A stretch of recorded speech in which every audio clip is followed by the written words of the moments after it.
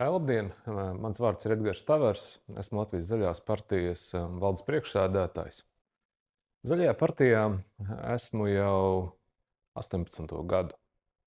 Un jau 18 gadus drīz varēšu teikt, ka jau zinām pilngadības sasniedzis šajā partijā, kas ir mana vienīgā partija, kurā es esmu bijis.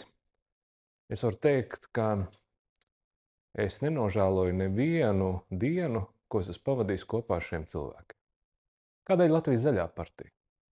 Jo Latvijas Zaļā partija priekš manis ir atmoda. Man tā ir asociācija bērnība, kad mans tēvs kopā ar Arvīdu Dūmi un viņa brāli ir likuši sarkanbaltsarkanās svecītes pie Čakstas pieminekļa, un par to pēc tam dabūja liels nepatikšanas no tā laika PSRS valsts drošības komitejas, pat bija īslaicīgi apcietināti, par to, kad cīnījās par brīvu Latviju. Šis atmodas laika gars 90. gadu sākumā valdīja faktiski katrā ģimenē, katrā mājā. Ja sarkanbaltsarkanais karogs bija aizliegts, tad mājas bēniņos tas bija gandrīz katrai latviešu ģimenei. 90. gada 13. janvāris tika nodibināta Latvijas Zaļā partija. Man toreiz vēl bija tikai 8 gadi, un es noteikti varu teikt, ka man pirmā asociācija ar Zaļo partiju ir no mana tēva stāstītā par tā laika aktīvistiem, par tā laika Latvijas patriotiem, atmodas laika cilvēkiem, pēc tam arī augstākās padomas deputātiem, kuri 4. maijā balsoja par Latvijas neatkarību, par deklarāciju. Mēs esam brīva valsts. Šis atmodas laika gars, kas 90. gados valdīja mūsu sirdīs, gan katrā Latvijas iedzīvotājā, lēnām sāk atmosties. Mēs aizvien biežāk aizdomājamies, ko nozīmē brīvība. Vai šos nepilnus 35 gadus, esot brīvā valstī, mēs tiešām katrs esam izdarījuši visu to, lai mēs varētu teikt, ka mēs esam brīva, neatkarīga, demokrātiska valsts, zaļa valsts. Ja pirms 35 gadiem Zaļās partijas vadmotīvs bija cīnīties pret piesārņojumu, cīnīties pret imigrāciju, cīnīties par to, lai Pierīgas novada grāvjos nebūtu aviācijas degviela, lai vides piesārņojums būtu pēc iespējas mazāks, lai Baltijas jūra būtu tīra, lai upēs būtu tīrs ūdens un būtu laši, līdakas, asari un daudz citas zivis, lai mēs dzīvotu normālu, cieņpilnu dzīvi, runātu latviešu valodā, lai mēs varētu brīvi pārvietoties ne tikai par savu valsti, par visu Eiropu, par visu pasauli. Atmodas laiks. Iestāšanās Eiropas Savienībā un NATO, cits starp arī Latvijas Zaļās partijas biedra vadībā tobrīd ministrs prezidents Induls Emsis un Zaļās partijas citi biedri un aktīvisti ir izdarījuši ļoti daudz, lai Latvija būtu spēruši pirmos soļus uz cieņpilnu dzīvi šajā valstī. Latvijā ir ieviesta dalīta atkritumu vākšanas sistēma, ir sakārtot poligonu jautājumu, bet darāmā vēl ir ļoti daudz. Enerģētika ir viens sektors.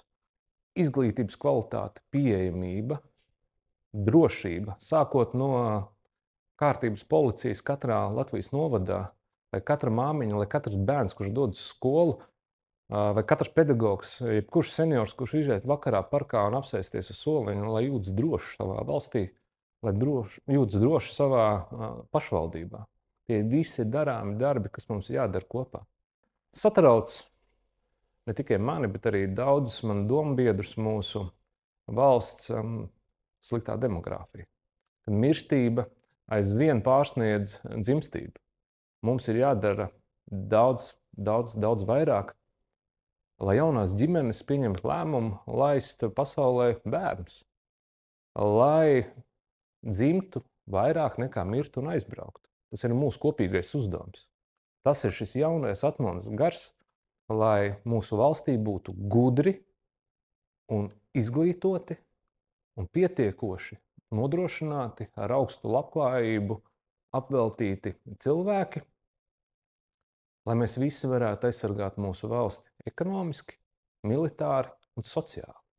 Un kad mums būs pietiekoši daudz cilvēki ar labu izglītību, ar zināšanām, un būsim parūpējušies arī par pamatlīmeni labklājības jautājumos visai mūsu sabiedrībai, tad mēs arī varēsim runāt par zaļu valsti. Ja mēs redzam šos lieliskākos piemērus citviet Eiropā, kur viszaļākās valsts ir tās, kur ir augsts izglītības līmenis un augsts labklājības līmenis. Mēs nevaram no cilvēka prasīt, lai viņš pērk ekskluzīvu bioloģisku pārtiku, kur nereti ir dārgāk nekā parastā, ja viņam vispār nav ko ēst. Mēs viņam nevaram prasīt lauku reģionā iegādāties dārgu elektromobīli, ja viņš jau savu esošo veco dīzelīti knapi spēj uzturēt. Bet viņam tas ir vajadzīgs viņa maisaimniecībā. Viņam tas ir vajadzīgs, viņš aizvest savus bērnus uz skolu, lai aizbraukt uz veikalu, lai aizbraukt uz darbu. Mums ir jāskārto mūsu pamatlietas. Mums ir jādara viss iespējamais, lai mūsu bērni saņemtu pēc iespējas labāku izglītību. Lai mūsu pedagogi būtu motivēti apmācīt mūsu bērnus. Mums jādara viss iespējamais, lai Latvija konkurēt spējā neatpalikt tik strauji no Lietuvas un Igaunijas. Lai mēs reģionā būtu viena spēcīga, ekonomiski spēcīga valsts. Mums ir lieliskas iespējas. Mums ir neaizsalstošas ostas, mums ir lidosta. Mums ir ļoti daudz iespējas, ko mums sniedz arī Latvijas dalība Eiropas Savienībā.